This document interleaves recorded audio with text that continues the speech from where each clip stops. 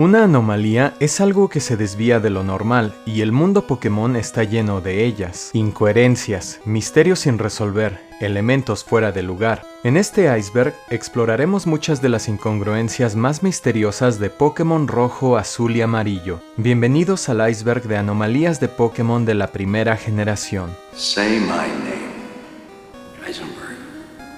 You're goddamn right. Guardias sedientos de Ciudad Azafrán. Hay muchas cosas que no tienen mucho sentido en el mundo de Pokémon. Sé que sirven como barreras de progresión, pero no tiene sentido que los guardias en las entradas de Ciudad Azafrán no te dejen pasar porque tienen sed. Ahora que lo pienso, el anciano de Ciudad Verde se comporta de la misma manera, ya que no deja pasar a nadie hasta que se toma su café. Por supuesto, en la versión japonesa, el anciano está ebrio y no puede levantarse, pero creo que bloquear la vía pública porque alguien tiene sed está completamente fuera de lugar. Articuno en binoculares. Articuno ocupa un lugar especial en mi corazón porque es uno de mis Pokémon legendarios favoritos y también es el primer Pokémon legendario del Pokédex de Kanto y el Pokédex nacional. Si vas al este de Ciudad Fuchsia, hay un edificio en el segundo piso que cuenta con binoculares. Si ves a través de ellos, verás un ave brillante volando hacia el mar. La anomalía aquí, como algunos de ustedes sabrán, es que incluso si vas a las Islas Espuma para atrapar al ave legendaria de hielo y regresas a este lugar, seguirás viendo a este majestuoso Pokémon a través de los binoculares. Sabemos que hay más de un Articuno, pero como estamos hablando de la primera generación, es probable que simplemente se trate de un descuido. Pokémon poderosos de la Cueva Celeste.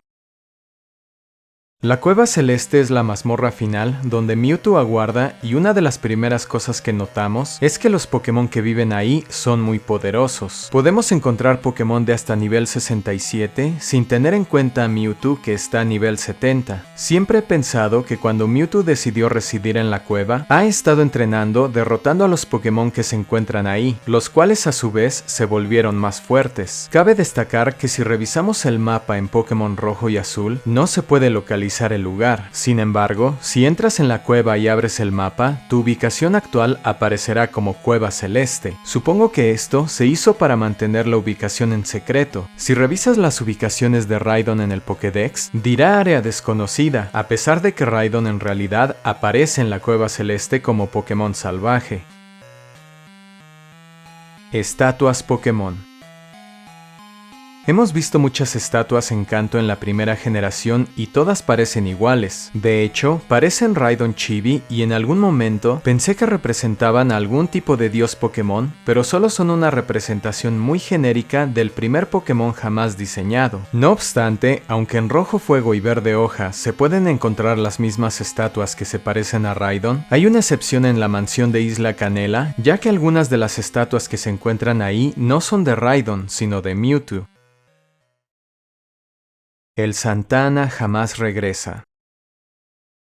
El Santana es uno de los lugares que más me gustan y supongo que una de las principales razones es porque sé que, una vez que te bajas, partirá para no volver jamás y eso me hace apreciarlo todavía más. Hace muchos años corrieron rumores de que el Santana volvería al cabo de un año y que se podría abordar e ir a lugares increíbles como Ciudad Neón, un lugar similar a Azulona pero más grande e interesante. Como dije en mi iceberg de espacios liminales, el puerto del Santana emana una sensación de liminalidad, sobre todo por el camión y por el hecho de que una vez que el Santana se va, jamás regresa. El Santana me parece anómalo porque no hay información en el juego que diga qué le pasó y no hay referencias al respecto, con excepción de un NPC en Rubí y Zafiro que menciona que el barco abandonado le recuerda al Santana. El hecho de que el barco se hundiera en el anime no nos ayuda, y es posible que nunca sepamos cuál fue su destino final. Intercambio de Venomoth y Butterfree. Esta es una teoría vieja, pero no la mencioné en mi primer iceberg de Pokémon, así que creo que es el momento de hacerlo. Como sabrán, Venonat y Butterfree se parecen un poco por el color, los pies, ojos y antenas, lo que hizo que la gente se preguntara si Game Freak había confundido esta línea evolutiva con otro par de Pokémon. Los Pokémon en cuestión son Metapod y Venomoth, porque sus ojos son bastante similares, aunque el resto de sus cuerpos no lo sea. Sin embargo, es de esperar que un Pokémon capullo como Metapod evolucione hasta convertirse en mariposa, por lo que lo más probable es que se trate solo de una coincidencia en el diseño. Hotel.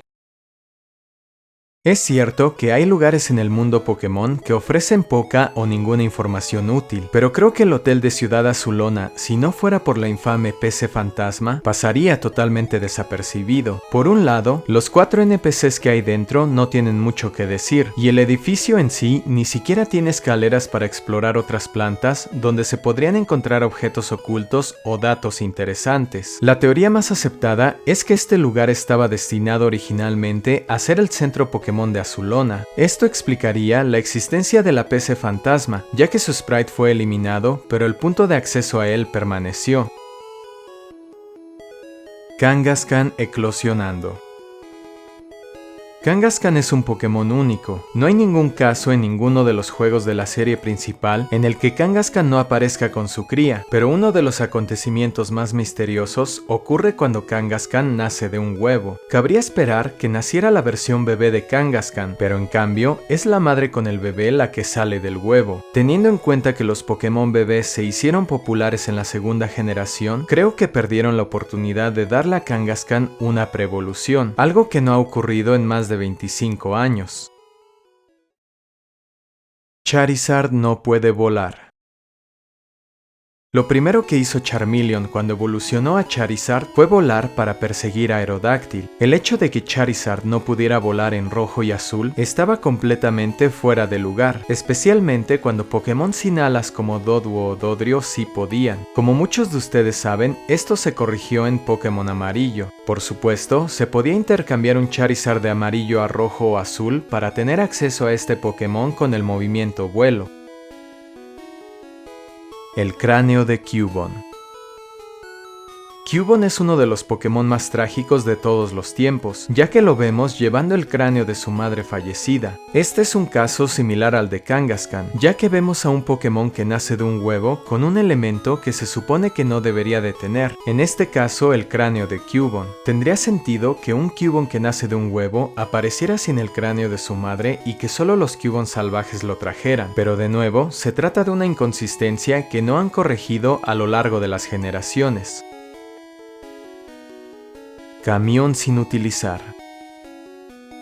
Muchos conocemos el camión bajo el que se supone que se encuentra Mew, pero esta vez no me voy a centrar en el Pokémon mítico, sino en el camión en sí. En toda la región de Kanto no encontramos ningún otro medio de transporte que no sean las bicicletas, lo que significa que el camión es una completa anomalía en la región de Kanto de la primera generación. Estuve revisando información sobre el camión en The Cutting Room Floor y descubrí que el mismo se podía encontrar en un pueblo abandonado presente en el código fuente de Pokémon Rojo y Azul. Se desconoce si el camión es solo decorativo o si tenía algún propósito específico, pero es interesante que pudiéramos encontrar este mítico vehículo en una ciudad sin utilizar. Cabe mencionar que esta ciudad suele relacionarse con una ubicación que llegó a aparecer en un mapa prototipo al oeste de Ciudad Carmín, muy cerca de su ubicación final en el puerto del Santa Ana.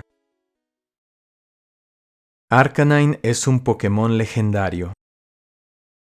Es interesante conocer que ninguno de los Pokémon legendarios reales de la primera generación están clasificados como tal, pero que Arcanine, un Pokémon ordinario, sí lo esté. Esto también se menciona en el segundo episodio del anime de Pokémon, donde Ash ve una pintura de las 3 aves legendarias y Arcanine, como si todos ellos pertenecieran a la categoría de legendarios. Aunque este Pokémon se considera legendario en China en las primeras generaciones, dejaron de hacer referencia a este país asiático a partir de la séptima generación. En realidad, existe un sprite de un Pokémon legendario beta que se parece a Arcanine y que algunos creen que es el verdadero maestro de los perros legendarios de la segunda generación. Pikachu surfista. Nadie habría pensado en un ratón eléctrico que pudiera domar las olas, pero aparentemente Game Freak lo hizo. En Pokémon Stadium, si tienes un Pikachu de Pokémon amarillo en tu equipo y ganas el Round 2 de la Supercopa en la categoría Master Ball, tu Pikachu podrá aprender Surf. Este Pokémon también se puede utilizar para jugar un minijuego especial de Surf al sur de Ciudad Fuchsia, y si tenías el Game Boy Printer, podías imprimir tu puntuación con Pikachu y su tabla de surf de fondo. Este mismo Pikachu fue la inspiración para Puka, un Pikachu surfista con habilidades extrasensoriales, y también para Raichu de Alola, que puede surfear sobre su cola. Moltres en la calle Victoria. Moltres en la calle Victoria es una anomalía. Cuando hablamos de Pokémon legendarios, pensamos en ellos como Pokémon raros que casi nadie ha visto o cuya existencia es objeto de debate. Es de esperar que aparezcan en lugares aislados como Articuno en las Islas Espuma o Moltres en la cima del Monte Ascuas en Rojo Fuego y Verde Hoja. Sin embargo, Moltres en los juegos de la primera generación se puede encontrar en la calle Victoria, pero el hecho de que haya otro entrenador a un par de pasos de él hace que su ubicación parezca completamente fuera de lugar. Teniendo en cuenta que trasladaron a Moltres al Monte Ascuas en las remasterizaciones, me hace pensar que en los primeros juegos no había suficiente espacio para que el ave de fuego tuviera su propia ubicación y tuvieron que ponerlo en la calle Victoria.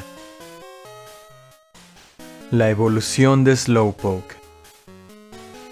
Tanto en el anime como en los juegos de la serie principal, se dice que Slowpoke evoluciona a Slowbro cuando un Shellder le muerde la cola. En realidad, Slowpoke evoluciona al nivel 37 y sin la influencia de Shellder ni de ningún otro Pokémon del equipo del jugador. En uno de mis icebergs hablé de Taban, la criatura que vemos adherida a Slowbro y que no se parece en nada a Shellder. En el demo del Space World 97, este Pokémon existía como una criatura independiente, lo que me hace pensar que cuando un Slowbro fallece, este Pokémon se separaría de su huésped y sobreviviría de forma independiente, pero lamentablemente Taban fue uno de los muchos Pokémon que no llegaron a la versión final.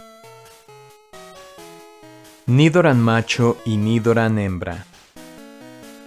Pokémon era más sencillo en los años 90, no existían ni las batallas dobles ni las habilidades y por supuesto tampoco los géneros, solamente Pokémon, con la excepción de Nidoran macho y Nidoran hembra. La mayoría de los Pokémon que pueden ser machos o hembras no muestran ninguna diferencia visible importante, especialmente en la segunda generación, donde la única forma de saber si un Pokémon es macho o hembra es por el símbolo que aparece junto a su nombre, pero aparentemente Nidoran macho y Nidoran hembra se tratan más como especies diferentes que como variantes del mismo Pokémon. Hay algunas rarezas en lo que respecta a su reproducción, ya que Nidorina y Nidoqueen no pueden poner huevos, lo que significa que se tratan más como especies separadas que como géneros diferentes del mismo Pokémon. Central de energía abandonada. Ya he hablado de esto en mi iceberg de espacios liminales, pero creo que también debería de hablar del misterio del por qué este lugar se encuentra abandonado. Probablemente sea una suposición descabellada, pero se dice que la central fue abandonada debido a la presencia de Zapdos, ya que al ser un Pokémon eléctrico, es probable que se sintiera atraído por la central de energía. Sin embargo, si echamos un vistazo al lugar, podemos ver que está casi en ruinas, ya que se pueden ver escombros en forma de rocas tanto en la primera como en la tercera generación. Esto significa que el lugar lleva abandonado mucho tiempo y sin embargo, Kanto, o al menos las ciudades cercanas, siguen recibiendo energía de la central. Quizá la presencia de Zapdos es lo que genera suficiente electricidad para abastecer a toda la región, aunque esto no toma en cuenta cuando Zapdos es capturado por el personaje principal, por lo que nadie sabe con certeza. Pokémon Azul Agua y Amarillo Trueno. Cuando nos enteramos del lanzamiento de Pokémon Rojo Fuego y Verde Hoja en Japón, muchos pensamos que al igual que ocurrió con los juegos de la primera generación, tendríamos una versión azul en lugar de una verde y que el juego en cuestión se llamaría Azul Agua. Después de que estos juegos llegaran a las tiendas de Estados Unidos y teniendo en cuenta que tuvimos Pokémon Amarillo, Cristal y Esmeralda, todo el mundo se preparaba para jugar Pokémon Amarillo Trueno, con Pikachu como Pokémon inicial, así como con elementos del anime. Sin embargo, como todos sabemos, esto nunca sucedió. University Magikarp.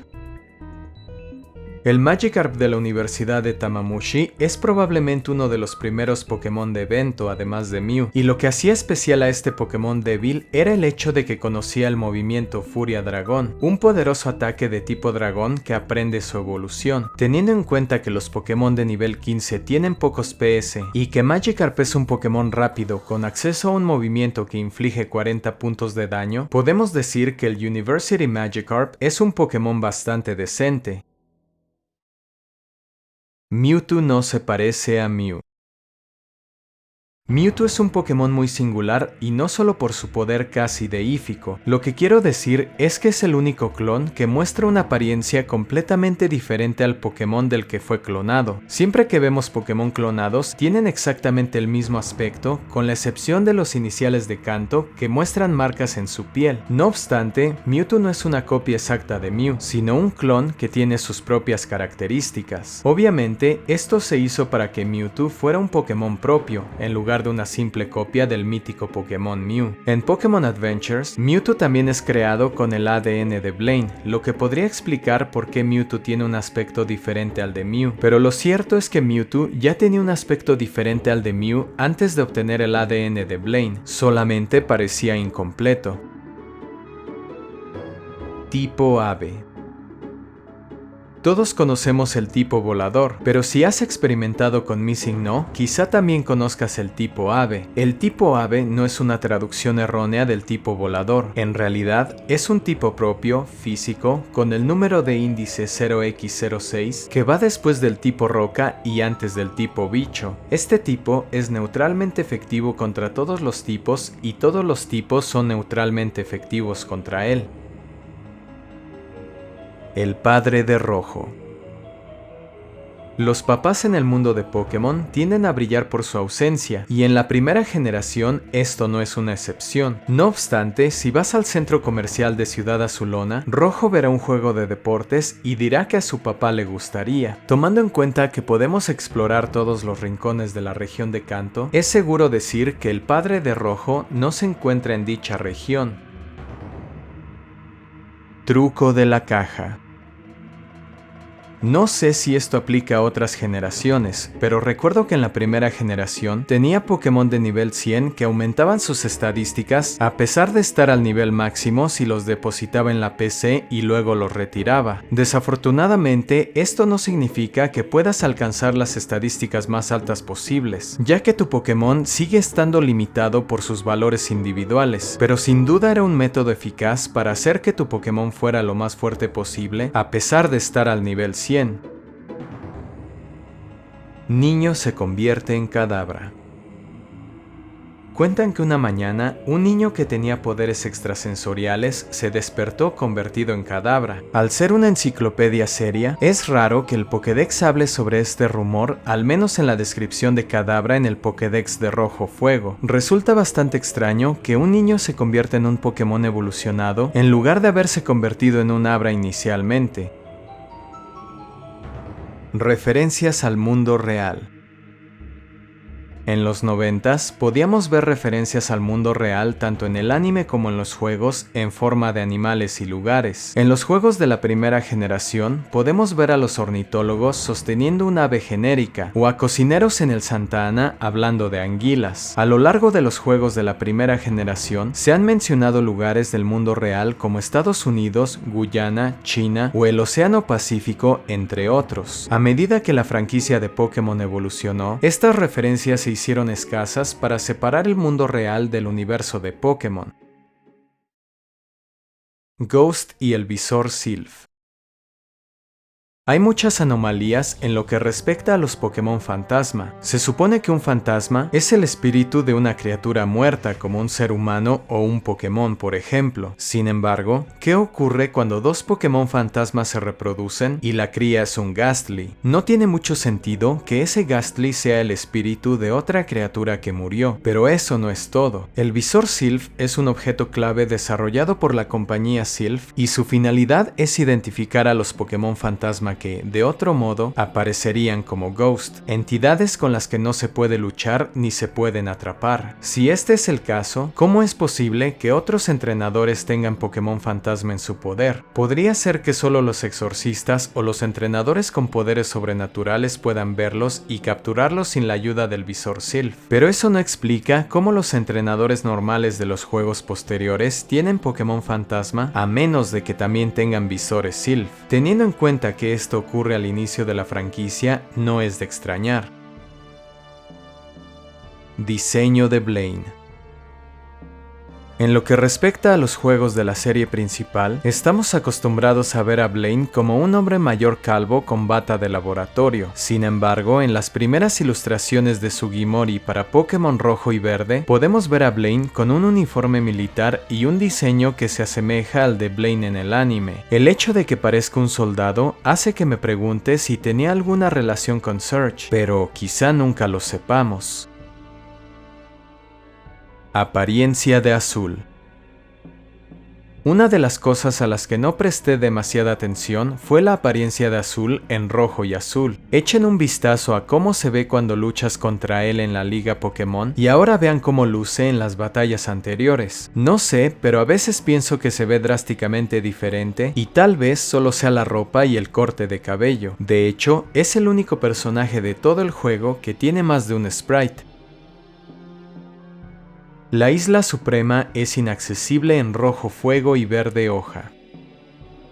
Mew es el Pokémon mítico por excelencia, y teniendo en cuenta que vi que había un lugar secreto en los juegos de Pokémon donde se podía encontrar a Mew, realmente pensé que se podía acceder a este lugar en rojo fuego y verde hoja, pero en realidad Pokémon Esmeralda es el único juego de toda la serie en el que se puede hacer esto. Recuerdo una vez que oí hablar de estas islas míticas, y realmente no sabía que se necesitaba un mapa antiguo para llegar hasta una de ellas. Inocentemente pensé que los glitches presentes en Pokémon Rojo y Azul también se podían reproducir en las remasterizaciones, pero pronto me di cuenta de que no era así y que simplemente estaban programados de forma diferente, así que cuando intenté reproducir el glitch de Mew, me decepcionó darme cuenta de que no podría conseguir al mítico Mew en mis juegos de la tercera generación. El mapa viejo tuvo una distribución muy limitada en Japón y solo para las copias japonesas de Pokémon Esmeralda, por lo que no es de extrañar que no mucha gente consiguiera este versátil Pokémon.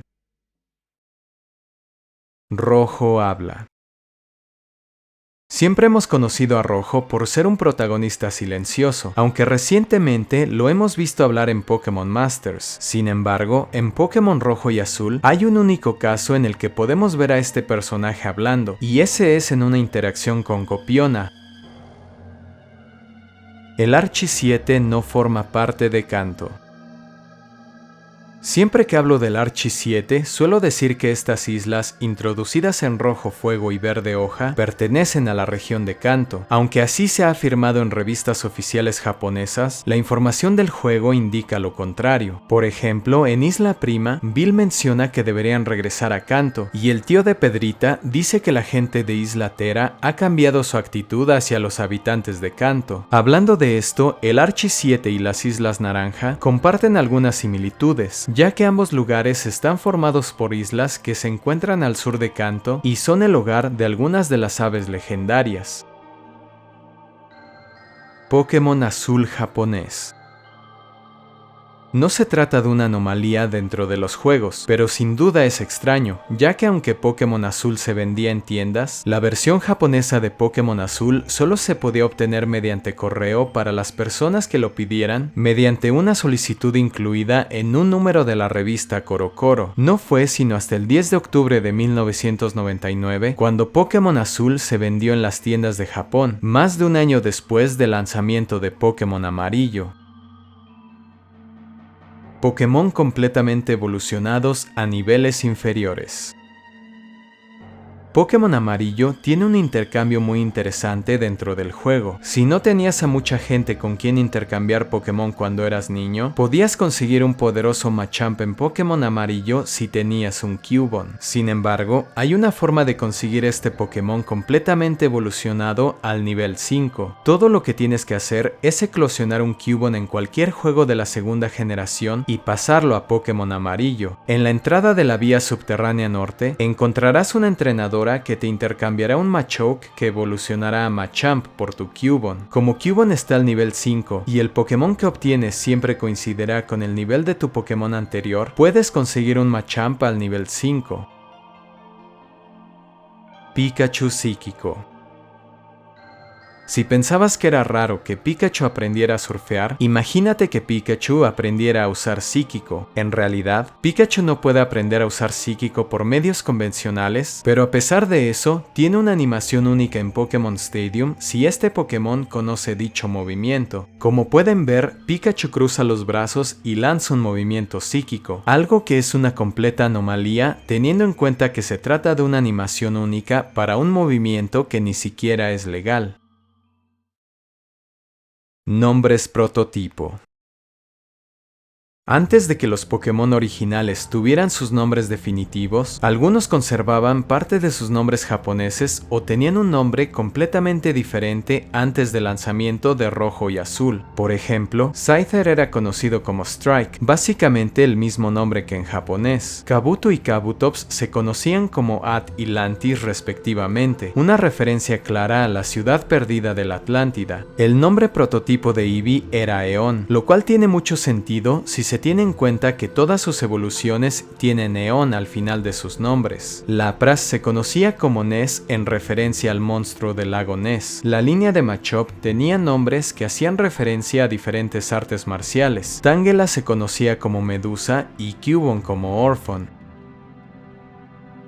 Gritos de Pokémon Amarillo. Sabemos que Pokémon Amarillo se basa en el anime de Pokémon y como tal, intentó implementar varios elementos como el equipo Rocket y Pikachu como inicial, un Pokémon que tenía la voz del anime en lugar de su grito habitual. Pero, ¿sabías que Pikachu no era el único Pokémon que iba a tener voz, sino básicamente todos los Pokémon de la primera generación? Estos son algunos de los gritos que se pretendían implementar para algunos Pokémon en Pokémon Amarillo, pero que debido a las limitaciones del sistema, no se llevaron a cabo.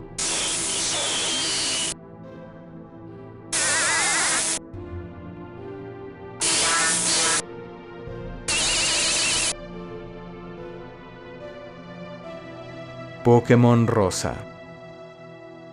En el código fuente filtrado de Pokémon Amarillo hay algunas menciones a un juego de Pokémon inédito llamado Pokémon Rosa. Esto ha llevado a muchos a especular que Pokémon Amarillo iba a salir a la venta junto con Pokémon Rosa. Teniendo en cuenta el nombre del juego no publicado, es normal pensar que la mascota de este juego sería un Pokémon Rosa. Considerando que se planeó que Clefairy fuera la mascota de Pokémon en lugar de Pikachu, es probable que Clefairy fuera el Pokémon inicial y la mascota de Pokémon Rosa. Hay una imagen de un fotograma en la versión japonesa de la Game Boy Camera en la que aparecen tanto Pikachu como Clefairy. Además, en Pokémon Let's Go Pikachu e Eevee, dentro del club de fans de Pokémon, hay un trío de peluches con la forma de Pikachu, el inicial de amarillo, Eevee, el inicial que elige tu rival, y Clefairy, el posible inicial de Pokémon Rosa. Rumores de escuela.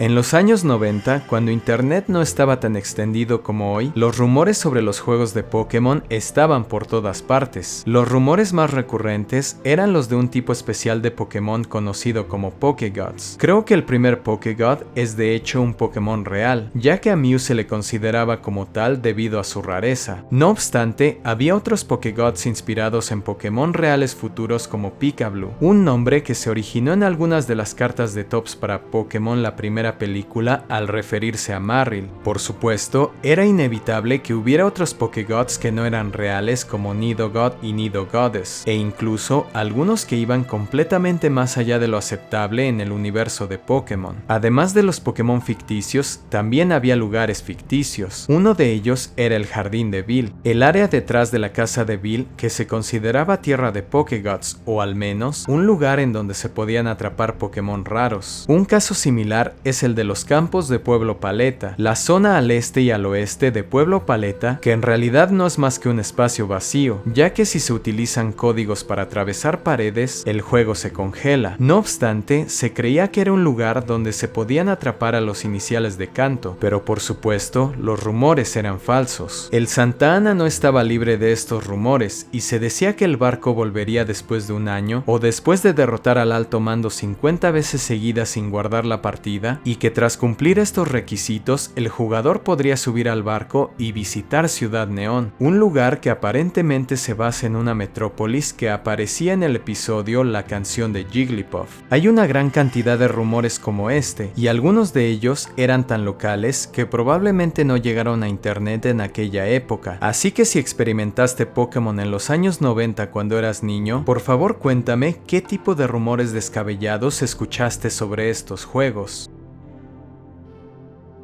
Liminalidad de Kanto.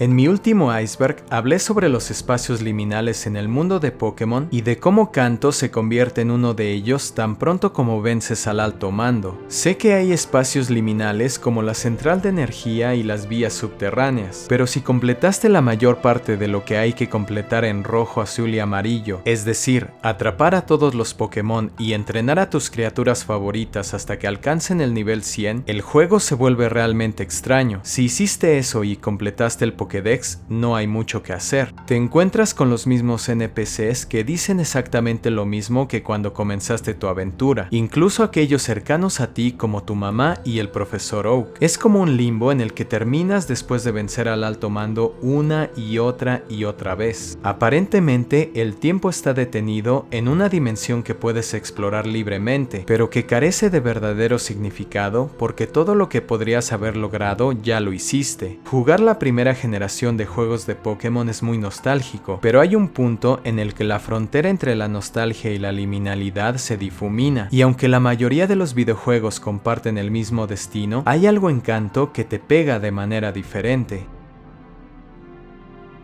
Pokémon Beta.